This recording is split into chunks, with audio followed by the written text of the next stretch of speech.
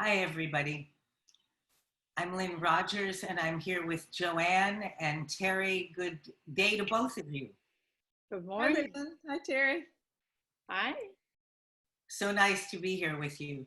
Usually Joanne does the introductions, and today I wanted to, because I want to introduce both Joanne and Terri. Joanne has been the wind beneath my wings for pretty much everything I do or say in my business. She makes me look good. And more than that, she's been a grief counselor. She walks people through grief, through death. And I know when I am in that state, I certainly would want her with me. She's also been a spiritual teacher for me in many ways. So Joanne covers the bases with me, and I don't know what I would do without her. Terri Tate is a good friend of both Joanne and mine and has quite a history. She's been a nurse, a hypnotherapist, a humorist, a public speaker. She did a one-woman show called Shopping is a Spiritual Practice, which personally is one of my favorite things and something I believe in. She's written a wonderful memoir as a result of her experience with cancer. And that's something we'd like to talk about today. Her experience with cancer, how she's come through it, and how she's dealt with it. So welcome, Terri. Thanks, Lynn. I'm happy to be here. What happened almost 30 years ago that changed your life? I was diagnosed with oral cancer. So tell us about that. I was in my 40s. I had a successful career as a speaker and consultant. I was about to be married for the third time, thank you very much. And when I noticed a sore underneath my tongue, it took the various doctors and healers of all stripes several months to figure out that it was in fact oral cancer. They removed the cancer and the margins from my tongue, taking a portion of my tongue with it, but leaving enough that I looked and sounded pretty much the same as I had prior to the surgery. And so I was cancer free. I didn't want to be a cancer patient. They said they got it all. I was taking them at their word and went back about my business. And then a year and a half later, started feeling strange things in my tongue and pain. And again, oddly enough, it took them months to diagnose, by which time I had a tumor the size of a golf ball where my tongue had been. And that required I've now learned 25-hour surgery to remove part of my jaw, try and rebuild a new one with part of my left hip. That failed 7 times. They put in a titanium bar and grafted part of my breast and chest and neck to my mouth. And then I had 7 weeks of radiation, which zapped my salivary glands and temporarily, thank God, prevented me from talking or tasting. I am super grateful that both of those faculties have returned. And but in the process, the bar became loose, and there were a variety of options in terms of more surgery. And all the doctors, regardless of what they were recommending, warned me that if I didn't do what they were saying, that I would no longer be able to eat or talk. And so both wanted to do another surgery. And that was the point at which I relied upon myself rather than the experts, and decided not to have any surgery. That must have been a big decision to make. It was a very big decision to make and very scary. And I had to that point been basically compliant. I'm a nurse, so although I knew that doctors didn't always know what they were talking about, I was used to kowtowing to them. And even with what I knew about the healthcare system, which was probably more than did me good, I so wanted to believe that they knew what they were doing that I sort of overran my instincts and experience to question, and so had up to that point gone along with everything that had been suggested.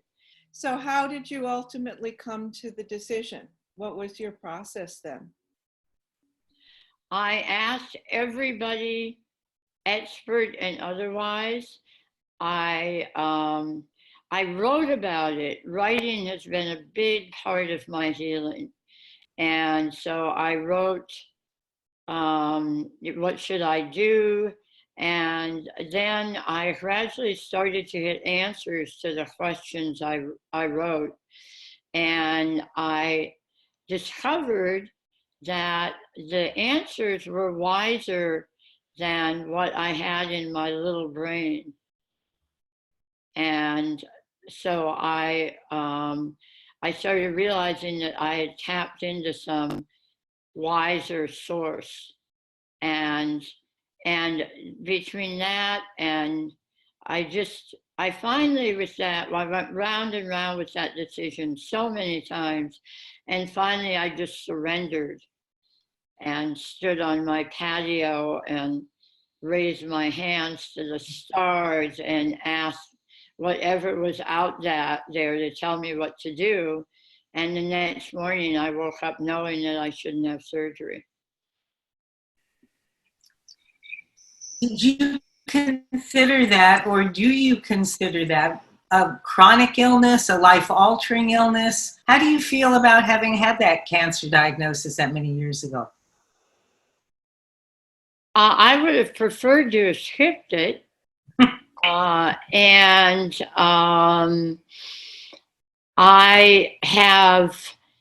It's been sort of the basis of my work since then. I'm no longer married to the husband who was enormously helpful throughout that. I wrote a book about it, which is perhaps the highest achievement of my professional life. I lived to see my kids grow up and to become a grandmother, so I'm super grateful for that. And that was what really kept me going in terms of what I wanted to be here to do. And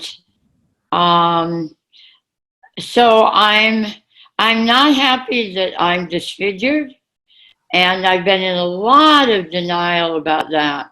I'm just coming out of denial about that 27 years later, to some extent. And I'd always thought of myself as a fearful person, but when I look back on what I've done in the intervening years, I realize that that's an inaccurate assessment. I mean, I left my home, all my friends, my family, everything I'd ever known in Michigan, and moved essentially alone to Sausalito to be near my kids who were in San Francisco. So I'm ambivalent about it. I don't think I would have ever had the guts to leave before my parents were dead if I hadn't thought that I might die first. And I did more consulting and corporate stuff, but then I got into storytelling and performed, and as you said, did a solo show, which I'm very proud of. And then this book I worked on for 23 years, starting in Anne Lamott's class as a way of healing. So as someone who probably doesn't consider it chronic because the cancer is gone, it certainly was a life-altering diagnosis. And can you just say a little bit about what was altered? How did your life, aside from having to go through treatment for cancer, once that was behind you, how did your life change for better and for worse? Well, I mean, I'm disfigured. I didn't know until much later what I was losing. Now I look at pictures of myself and realize that it was a tremendous loss. I don't know whether that marriage would have lasted with or without the cancer, but I know that the disfigurement was a part of what ended it. And I don't know how much of what I've done since that I was afraid to do before was occasioned by the cancer. But I think there's something about almost dying that makes you want to live more fully. And I really feel like I've done that. So Terri, in all of that time, in all of the healing, and I'm thinking back to what you said about writing, tell us something about more about the writing, how you've coped with it. I know you're doing memoir writing classes now, and that completing your book was a big part of that. Tell us more about how you did cope with all of what was happening to you in the writing. Well, I always wrote in a journal. I didn't, and I think this is important for people in an illness because I work with them now. You may not feel like writing when you're in the throes of it. I mean, I have little snippets, but I certainly was not going to write the memoir while it was going on. And as I say, it took me 23 years. And it took so long, I think, because I had to integrate what was true about the experience for me. And I now realize and have been studying with someone who's done a lot of research on this, that it's actually possible to sort of rewrite our reality, that our brain is wired in such a way that by writing the truth as you know it in a moment, it begins to morph. And so what I ended up saying about what I had learned and the experience of the cancer in the memoir when it came out in 2016 was very, very different than what I started writing in Annie's class in 2004. Mm-hmm. Or not, no, actually, no, not 2004, 1994. I'm at the age where the decades all blend together, along with the days now. So. Yeah. But I think it's really powerful. Storytelling was a big part of it too. Mm-hmm. I met you two in storytelling groups, and that was actually what got me back on the stage because you, Lynn, snut the tape of my first public story and sent it to Cancer as a Turning Point, and then made me do it on the stage. But I am grateful because I'm proud of what I've done on the stage since. But it was not easy getting back up, looking and sounding like this. And I think that was part of what I did, was to get out there and tell my story and think about other people who were going through it. I mean, it was sort of a career. I did a lot of it volunteer, but if you can help other people in a similar situation, that I think was a big part of my healing. I was blessed with a great many friends, and my family was great, particularly my sister, who was sort of the CEO of my healing journey. So that was a large part of it, and having a sense of humor was, in terms of my own endowments, that I was born with and have worked very hard to develop, that was probably came in the most handy. Mhm. Because even when I couldn't talk, I would be cracking jokes on my slate. Although I must say it doesn't facilitate timing when you're struggling with IVs to write a clever quip. It doesn't land in the same way. Do you have your book there? Can we see the cover of your book? Oh, you can, by all means. A Crooked Smile. Great book. And Terri, your humor has taken you so far. Certainly I've enjoyed it. So Well, Terri, before we wrap up, why don't you tell us a little bit about what work you're doing now, how your background as a psych nurse and hypnotherapist has morphed into what the various different things you're doing for people. well, it's so interesting, and a lot of it is a gift of COVID, because I never would have done anything online if I could help it. But I've taught storytelling, personal storytelling classes with an eye toward healing through the telling of your story for 20 years. Joe and David and I used to do that for a long time, and then I did it on my own, but I hadn't for a while. So I started when I was done with the book tour, and then somebody said, "Can you teach memoir writing?"